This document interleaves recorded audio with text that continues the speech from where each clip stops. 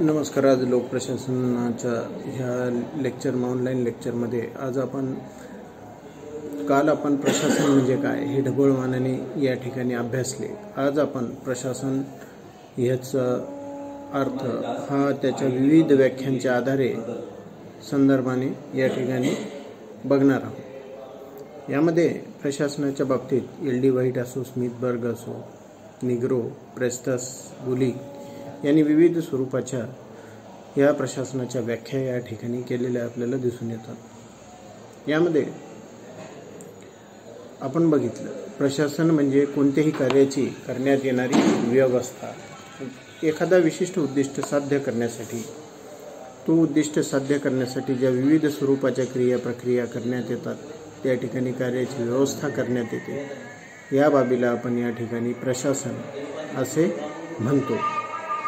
यामध्ये प्रशासनाच्या ह्या व्याख्येच्या संदर्भामध्ये प्राध्यापक एल डी व्हाईट यांनी प्रशासनाची व्याख्या यामध्ये मोठ्या प्रमाणावर समर्पक अशी केलेली आपल्याला दिसून येते. यामध्ये प्रोफेसर एल डी व्हाईट हे म्हणतात की कोणतीही उद्दिष्टे किंवा हेतू साध्य करण्यासाठी अनेक व्यक्तीचे मार्गदर्शन, समन्वय व नियंत्रण करणे याला प्रशासनाची कला म्हणतात.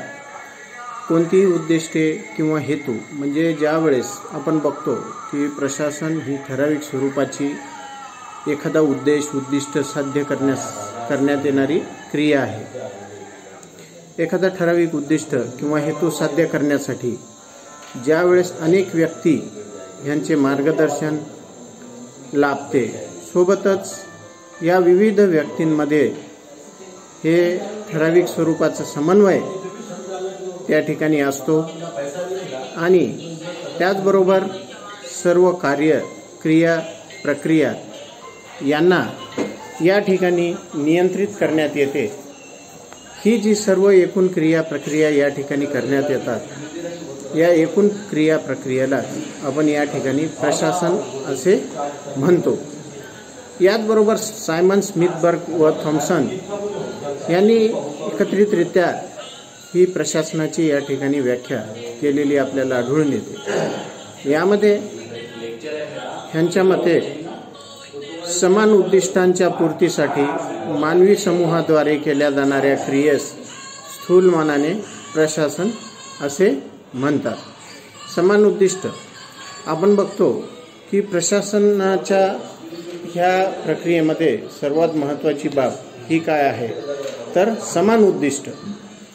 आणि प्रशासन ही एक सांघिक प्रक्रिया असलेली आपल्याला दिसून येते.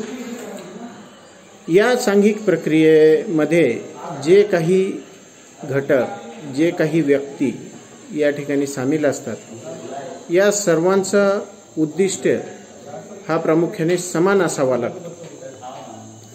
या समान उद्दिष्टांच्या परिपूर्ततेसाठी या ठिकाणी या समूहाद्वारे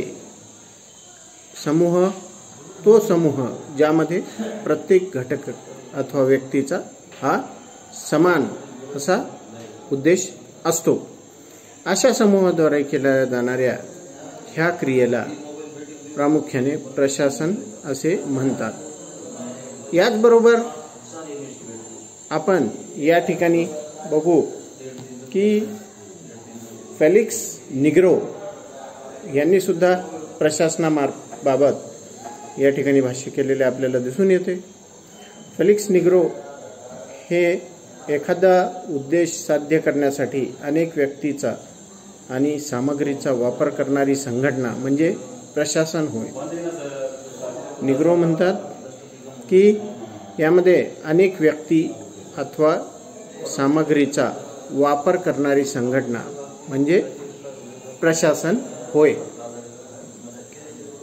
एक ठराविक उद्दिष्ट, एक ठराविक ध्येय हेतू साध्य करण्यासाठी उपलब्ध सामग्री, मग त्यामध्ये या उपलब्ध सामग्रीमध्ये या ठिकाणी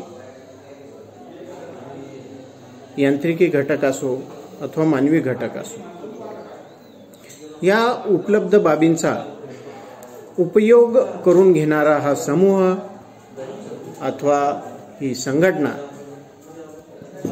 याला प्रशासन असे म्हणतात। त्याचबरोबर आपण बघतो फिफनर व प्रेस्थस यांनी या ठिकाणी प्रशासनाबाबत आपले मत व्यक्त केले आहे आणि प्रशासनाबाबत हे फिफनर व प्रेस्थस म्हणतात, इच्छित साध्य प्राप्तीसाठी मानवी आणि भौतिक साधनांचे संघटन आणि निर्देशन करणे म्हणजे प्रशासन होय।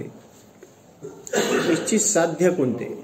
तर जो काही ठराविक उद्देश आहे, उद्दिष्ट आहे, हे ठराविक उद्दिष्टे साध्य करण्यासाठी, प्राप्त करण्यासाठी मानवी आणि भौतिक साधनांचे संघटन आणि निर्देशन करणे, तो इच्छित उद्दिष्ट साध्य करण्यासाठी ह्या यांत्रिकी तसेच ह्या मानवी घटकांचे या ठिकाणी संघटन करणे आणि हे संघटन करून त्याचा वापर ह्या पूर्ण साधनांचा म्हणजे यांत्रिकी आणि मानवी या दोन्ही साधनांचा वापर या ठिकाणी तो उद्देश साध्य करण्यासाठी या ठिकाणी करणे, त्याबाबत आवश्यकतेप्रमाणे त्या ठिकाणी निर्देश देणे, त्यावर नियंत्रण ठेवणे, या बाबीला प्रशासन असे म्हणतात।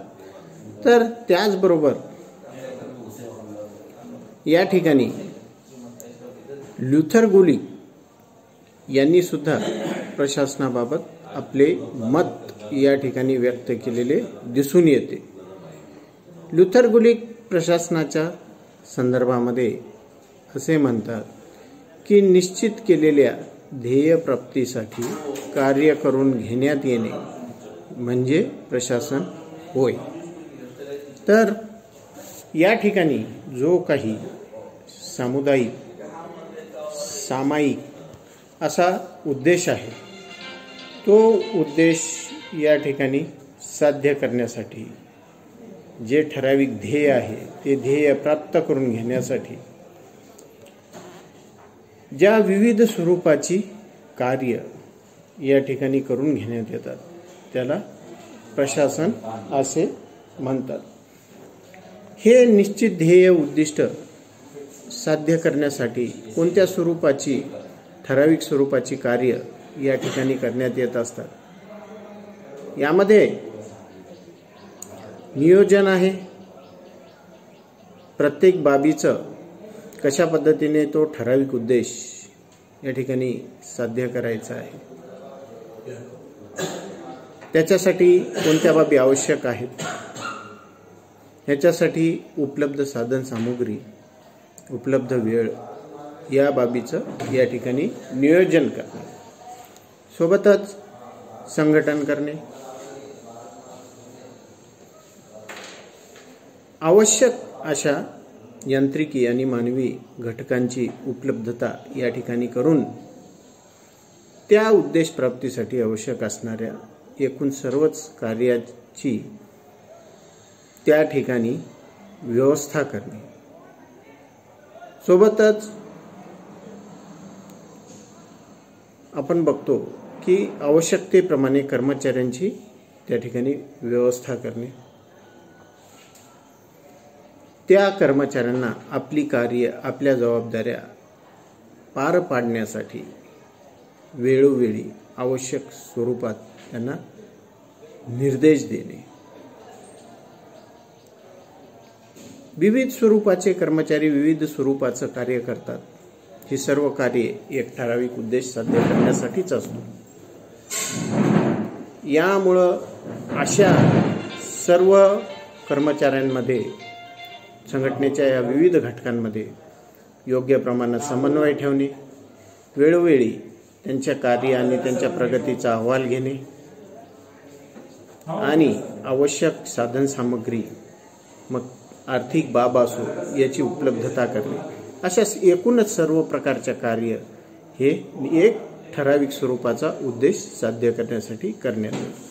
अशा पद्धतीनं एकूण ह्या व्याख्येवरून आपल्याला प्रशासनाचा अर्थ या ठिकाणी लक्षात येतो.